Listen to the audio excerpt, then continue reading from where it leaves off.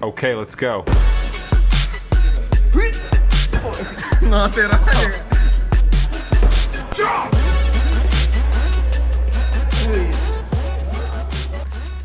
Sveiki visi, esame Portugalijoje, Montegordo miestelėje. Čia šiaip jau, galvoju, berods 4. kartą atvažiuojam į treniruočių stovyklą ir šį kartą čia atvykom su jaunimu. Turim kelis U18 sportininkus, turim šiek tiek ir vyresnių ir pabandysim parodyti, kaip atrodo tiek ir jų gyvenimas, tiek ir supažindinsim daugiau su pačiais sportininkais, tiek kaip atrodo čia visa aplinka. Šiaip iš tikrųjų atvykus čia į stadioną visą laiką įpučiama yra motyvacijos tiesiog, nes labai daug aukšto lygio sportininkų, labai daug bėgikų. Čia atvažiavęs laiką supranti, kiek daug iš tikrųjų greitų bėgikų yra pasaulyje. Ir tas tiesiog priverčia tave patį pasitempti ir sukelia dar didesnį norą sportuoti, tobulėti ir būti geresnė savo versija. Tai planas šitos stovyklos yra visai nemažai pasportuoti, šiek tiek pakeliauti. Emils, Austėja ir Danielė dar ir nuvyks į Seišalyje vykstančias varžybas, bėgs 1500 metrų, padarysim trumpą reportažą ir iš tenais. Ir viską užbaigsim, tikiuosi, su nacionaliniu naujų rekordu, nes Giedrius Valinčius bėgs Valencijoje 10 km, ten kur pernai metais jau pagerino pirmą kartą 10 km Lietuvos bėgimo plentu rekordą ir tikimės, kad tą padarys ir šiemet. Tai gero žiūrėjimo ir tikiuosi, kad bus įdomu. Tai ką, sausio 1 diena, bet niekas nesikeičia, mes ir vėl čia, mes ir vėl grindam. Ką, bus geresni šitie metai, negu buvo praeiti? Gerai, girdėjot jaunimo žodį, šitie metai bus dar geresni. 11 dienų, 10, kiek? Kai išeis šitas video, tu jau būsi pagerinęs Lietuvos rekordą, ne?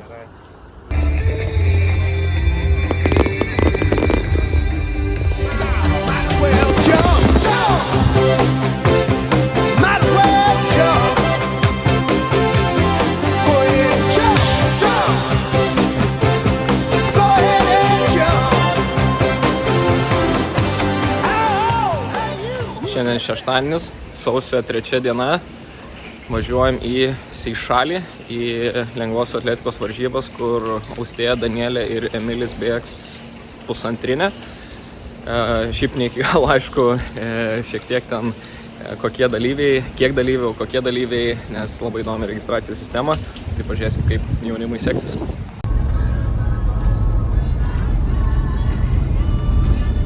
Ką Danielė mano apie tai, kad varžybos tokio oro bus? Nuostabu. Ką, atvažiavom? Atvažiavom. Jau kažką prisidirbo vaikai.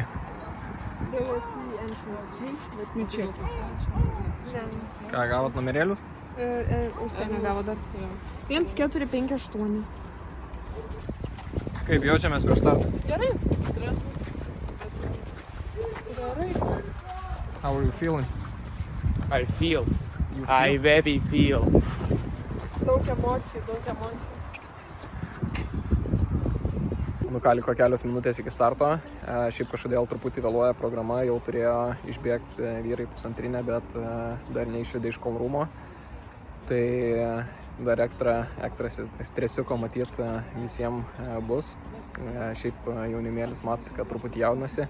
Vis tiek Portugalijoje varžybos, ne savam kieme, kažkas naujo, kažkas neįprasto, daug nežinomybės. Tai pažiūrėsim, kaip pavyks susitvarkyti su jauduliu. I still feel. You still feel? That's good.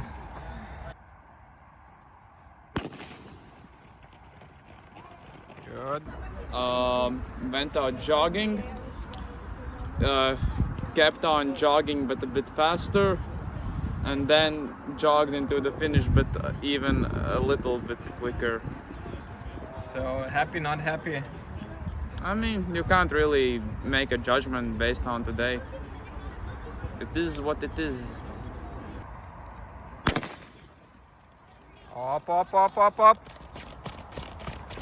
Aš asmeniškai nesu labai patenkinta, bet aš manau, iš blogų startų vis tiek galima kažką pasimokyti. Ir vis dėlto pirma vieta.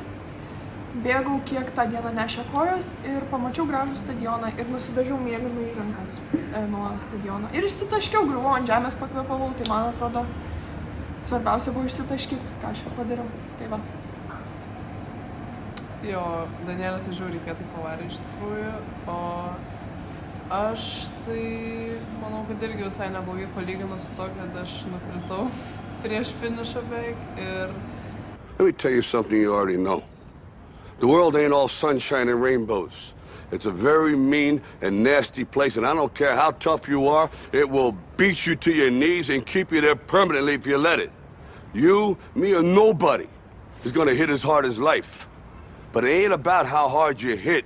It's about how hard you can get hit and keep moving forward. How much you can take and keep moving forward. That's how winning is done. Po to atsikėliau, vis tiek pabaigiau ir subėgau savo asmeninę. Tai aš visai džiaugiuosi tuo ir buvo faina kitoj šalyje dalyvauti varžybose. Ir tokiam gražiam stadione, tai patiko labai. Tai va, dabar tik į priekį. Jo, į viršų.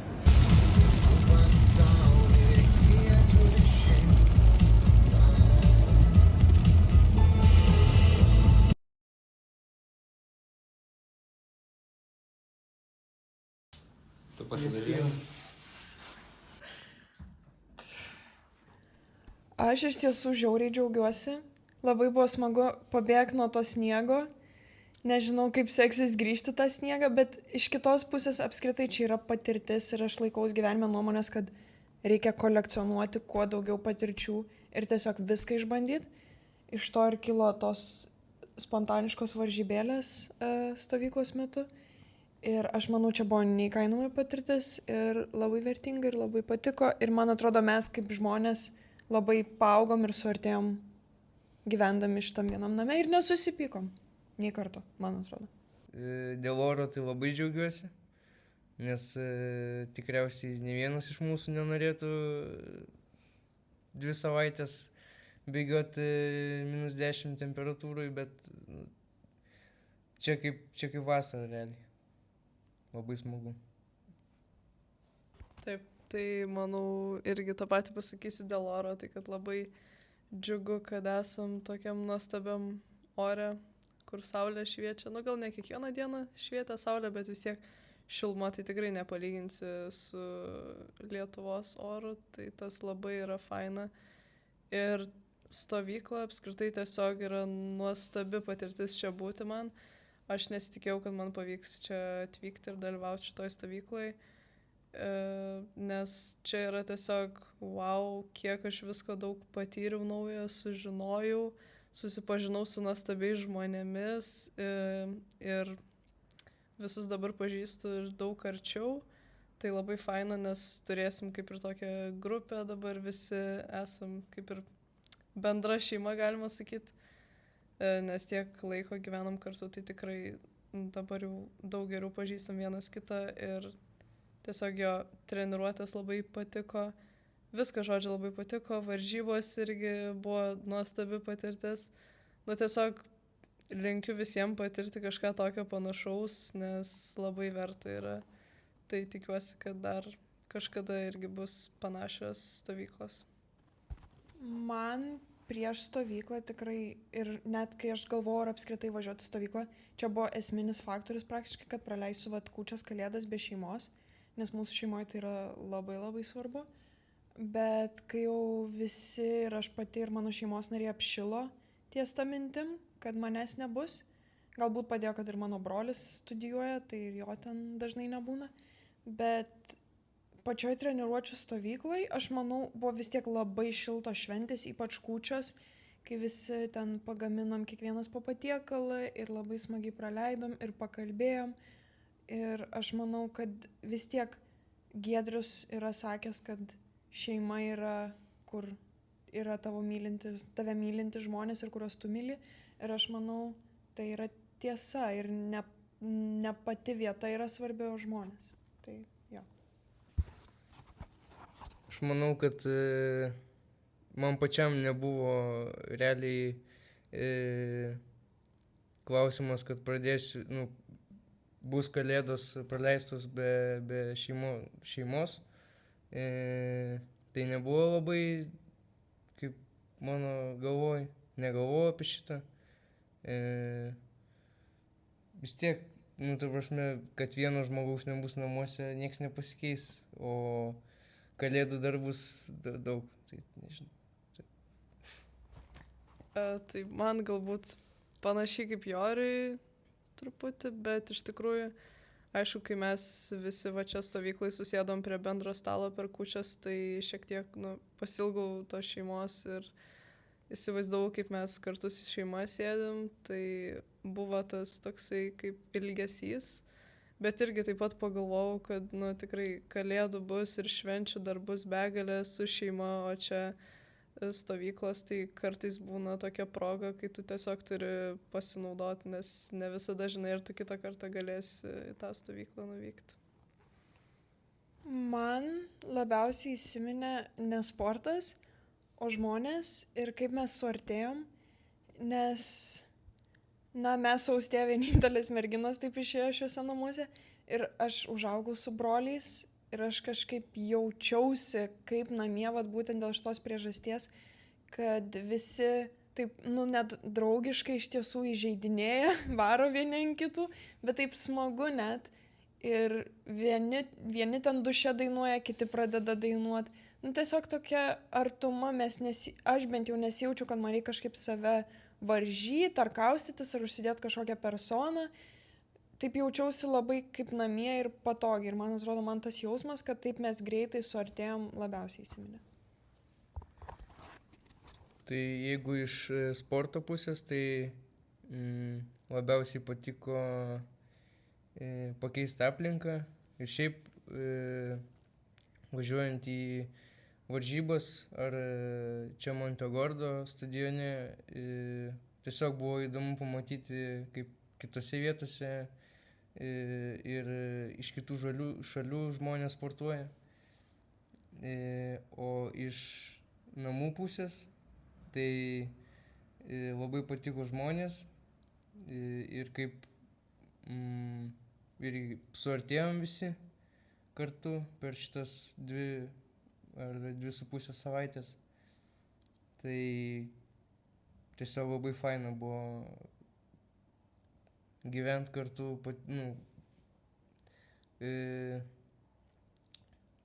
įgyti patirčių, prisiminimų ir taip toliau. Taip, tai iš sporto pusės man labai patiko, kad šitoj stovyklai galėjom pilnai susikoncentruoti į tą sportą atsistatymą. Tai tas labai buvo fainai, kad ten mokykla netrukdo ir nėra kitų pašalinių dalykų, nors aišku, man asmeniškai nepavyko tiek daug pasportuoti dėl kelių traumų, bet vis tiek tikrai daugiau negu kad Lietuvoje būčiau sportavusi šiuo metu, manau. O iš tos pusės, iš bendravimo pusės, tai tiesiog man tas labai įsimins visą laiką, manau, kad mes nuostabiai visi susibendravom. Per kelias dienas aš jau pajutau, kad čia tiesiog jaučiuosi labai kaip namuose, kaip su savo senais draugais, su kuriais jau sutariu daug metų, nes čia tikrai gali kalbėti apie ką tik nori, nieks iš tavęs ten nesijuoks ar kažką, visi labai fainai ir pasikalbėdavom ir tiesiog nuostabiai sutardom. Tai sakau, nuostabi kompanija ir nuostabus laikas kartu. Aš gavau pace pusher, nes ypač stovyklos pradžioj, po to jau pradėjau mokytis, labai mėgstu one stepint ir tada tempą pagreitint, padidint, reikia mokytis, nes ne visada reikia spausti save ir kitus. Tai mano pravardė pace pusher. Tai mano pravardė buvo Šelbis. Nes turiu kepurę tokią kaip Tomas Šelbis iš serialo Peaky Blinders. Taip. Tai mano pravardė yra influencerė. Tikriausiai iš dabar žiūrinčių žmonių galbūt kažkas atpažins mane. Instagramas Siniutė, jeigu ką. Influencerė dėl to, nes nesenai visai pradėjau kurt turinį apie sportą ir apie šiaip savo gyvenimą, kasdienybę, kaip maitinuosi, nu žodžiu, apie viską, kas man aktualu. Ir pastebėjau, kad daugam kilo susidomėjimas, tai ir toliau tęsiu tą kūrimą ir aš labai mėgaujuos tuo. Tai va, influencerė Austėja Siniūtė. Mano tokia labai paprasta istorija, kad atradau per karantiną iš neturėjimo ką veikti. Ir iš pradžių treniravaus pati ten internete, ar susirandi planus, ar pagal jausmą. Tada pradėjau dirbti su Jonu Žakaičiu ir tada viskas suprofesionalėjo, surimtėjo. Ir aš iš tiesų labai džiaugiuosi to pokyčiu. Nuo mano tikslai labai yra daug ir labai tikslių, bet aš manau, be tų skaičiukų svarbiausia yra išlaikyti meilę sportui ir išlaikyti tą tokį drivą ir siekti tų tikslų toliau, nes ne tik skaičiuose yra svarbu gyvenimas. Aš pradėjau bėgioti tiesiog su tėčiu, šalia namų, vasarą. Nežinau, kuo tas bėgiojimas prasidėjo, tiesiog sugalvojom pabėgioti ir taip vieną vasarą, kitą vasarą. Tada šiek tiek tas bėgimas kaip ir baigėsi, bet per sporto stovyklą mokyklos buvo rungtys, viena iš jų buvo šuolis į tolį, nušokau toliausiai iš visos stovyklos. Tada pasibaigus stovyklai norėjau sportuoti šuolis į tolį. Mama paskambino į Full Gas, nes galvojom, kad ten lengvoji atletika, bus ir šuoliai į tolį, bet ne. Tada man pasiūlė bėgimą. Taip susipažinau su Arnu, atėjau į pirmą kaip treniruotę, testą padarėm. Ir taip gavosi, kad prilipo. Anksčiau aš lankiau badmintoną profesionaliai apie 5 metus ir paskiau išėjau, ten ilga istorija. Tada pradėjau eiti į sporto salę, tiesiog savarankiškai, kad tiesiog palaikyti tą formą, sportuoti, šiaip kažką veikti. Apie metus paėjau ir tiesiog nusibodo man kilnoti tos svorius, nes labai nuobodu kažkaip pasidarė. Ir tiesiog galvojau apie kokį sportą galbūt pradėti man, kad patiktų ir kad aš iš tikrųjų mėgaučiaus to sportu iš širdies. Ir kažkaip pagalvojau, kodėl nepabandžius bėgimo ir tiesiog iš niekur nieko pabandžiau bėgimą.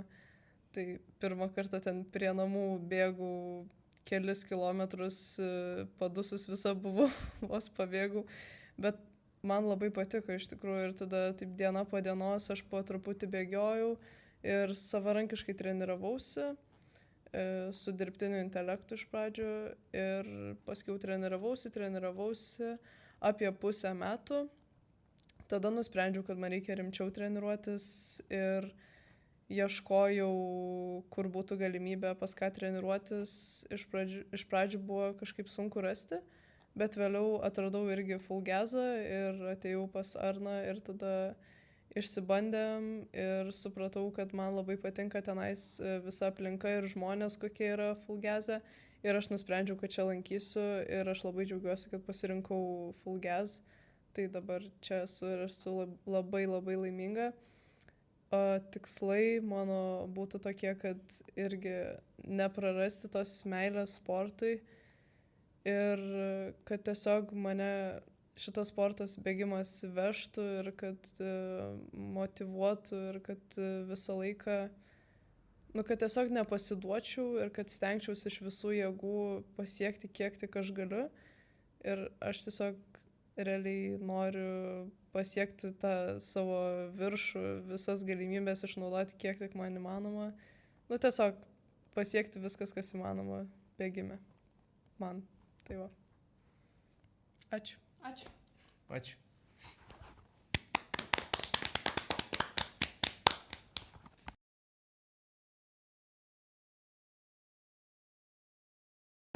Sveiki visi, kas prisijungėt žiūrėt. Čia Giedrius, su jumis iš Portugalijos, Montegordo, tiksliau Villarreal dabar jau. Kalbu į Singapūro maratono medalį. Vis dar neturėjau progos grįžti namo pasidėti. Tai jis keliauja su manim dabar visur. Tai su jumis jungiuosi po varžybų. Namuose Lietuvoje nebuvau jau gerus kelis mėnesius. Dar mėnesis liko treniruočių čia Portugalijoje, Montegordo. Tai sumoje Lietuvoje nebūsiu virš 3 mėnesių ir galimai grįšiu tik mėnesiui ar pusantro ir vėl išvažiuosiu beveik 2 mėnesiam į stovyklas. Tai jo, gyvenimas iš lagamino, vis skirtingose vietose, bet viskas labai gerai, orai faini, kad ir lyja, tikrai neturiu ko skųstis, viskas labai gerai. Tai trumpai, paskutinė treniruotė prieš Valencijos 10 km varžybas, prieš Lietuvos rekordą pagerintą, buvo 2 kartai po 2 km apie LT1 pastangą. Gavosi, atrodo, 3.9-3.7 peisų. Ir tada iškart dariau 10 kartų po 600. Tikslas buvo padaryti varžybų efortų. Mes su treneriu pasitarę ir pagalvoję nusprendėm, kad varžybų efortas turėtų būti kažkur 2.50 peisas. Todėl ir visus intervalus dariau po 600 per minutę kem 1, minutę kem 2, kas ir yra ten 2.49 kažkur peisų per kilometrą su minutę poilsio. Treniruotė šiaip buvo tikrai komfortiška, sakyčiau, lengva. Tuos 600 metrų intervalus bėgti tokią pastangą, tokiu greičiu buvo gana lengva. Atrodė, kad galiu iš visų mūsų sumoj padaryti turbūt 20-25 tokius intervalus. Kas visai nudžiugino, aišku, žinau, kad 600 metrų intervalai nėra tas pats kaip tą patį peisą laikyti 10 km, bet visada pasikliauju, kad varžybose bus adrenalinas, palaikymas, tiesiog kompanija bėgant, nes vienam bėgti tikrai yra daug sunkiau. Ir jo, į varžybas išvažiavau visai su visai aukštu pasitikėjimu savim. Nusiteikęs tikrai, manau, pozityviai ir su planu kažkur subėgti 2.50 peisų, kas yra 14.15 km ir 28.20 km. Tai kaip dabar jau žinom, tai pavyko. Oficialus laikas buvo 28.19. Tai chip time, kuris yra kaip ir tikslesnis mano laikas, buvo 28.16. Tai net pavyko truputį, sakyčiau, su kaupu padaryti tai, ką žadėjom ir planavau. Varžybos ėjosi gana gerai, kadangi jau antrą kartą tos pačios varžybos, žinau, ko tikėtis. Nebuvo tiek daug streso. Jo, šį kartą ten ir važiavom su kompanija. Net ir gyvenau Airbnb su buvusiu universiteto komandos draugu Florianu iš Prancūzijos. Taip pat bėgo iš tose varžybose buvęs universiteto komandos draugas iš Italijos, Massimiliano, kurį dabar treniruoja mus abu tas pats treneris. Tai jo, ir ta kompanija buvo tikrai viskas iki varžybų ėjusi labai gerai, nusiteiperinau kilometražą kaip niekad, tikėdamasis gal to šviežumo gal nelabai buvo, tiesą sakant, bėgant lengvus bėgimus tikrai nesijaučiau šviežias, bet aš jau pastebėjęs per daug metų, kad tas jausmas prieš varžybas tikrai daug nelemia. Mano moto, mano tikėjimas yra, kad jei esi fit, tai ir varžybose gerai subėgsi, nebent kažką padarysi labai kvailo, kaip užsibėgsi pradžioje varžybų. Tai jo, varžybų eiga buvo tokia, kad šiais metais labai tikėjausi atsistoti kuo arčiau priekio, jau stovėjau arčiau priekio, bet nei pernai, bet tikrai dar toli gražu ne priekyje, stovėjau kokioj 4-5 eilėj, dėl to tos 3 sekundės ir yra skirtumas nuo oficialaus laiko, nes užtruko 3 sekundės, kol dabėgau iki starto linijos realiai, iššovus ginklui. Pirmi 3 kilometrai buvo 2:48, kas visai pozityviai nuteikė. Bėgdamas mačiau 2:48, 2:48, 2:48, jau pagalvojau, wow, turiu kaip ir 5-6 sekundės rezervo. Tada 1 kilometras buvo lėtesnis, 2:54, čia ir buvo lėčiausias kilometras per visas varžybas. Gal ten ir sunkesnė truputį trasos dalis, bet bėgau tiesiog su grupe. Idealiu atveju, manau, pirmi 5 kilometrai turėjo būti truputį lėtesni, apie 14-15, gal net 14-20, nes visi geriausi pasiekimai šitose varžybose, tiek Europos, tiek pasaulio rekordai, tiek vyrų, tiek moterų, kai yra subėgami, visada antra pusė yra bent 10-15, kartais net 20 sekundžių greitesnė nei pirma. Tai ir šiuo atveju, ką subėgo Almgrenas, yra tiesa ir yra tokia tendencija, gal tiesiog trasa taip yra išdėstyta. Tai jo, mano pernai irgi 20 sekundžių atrodo net buvo, antri 5 kilometrai greitesni. O šiais metais gavosi labai apylygiai, manau, ten apie 14-10, apie 14-10. Kas, manau, nebuvo idealu, plus kažkur po 5 kilometrų praradau kontaktą su labai didelė ta grupe. Aš manau, kad tiesiog 4 kilometras buvo lėtesnis ir aš kiek užmigau ir šiaip gal kiek per saugiai jaučiausi, nes mačiau, kad bėgu po 2:08, tai kažkaip pasijaučiau gal saugiai, kad čia visai su rezervu bėgu ir gale grupės labai bėgau. Ir kai grupė pagreitėjo, aš tiesiog nesureagavau ir po trupučio daugiau nei 5 kilometrų praradau kontaktą ir tada teko labai daug bėgti vienam arba su pavieniais labai bėgikais vietoj to, kad tiesiog būčiau dideliai grupiai. Tai manau pamoka ateičiai, kad drąsiau būčiau toj grupiai, jei jau komitinu bėgti greičiau tą pirmą pusę dėl to grupės aspekto.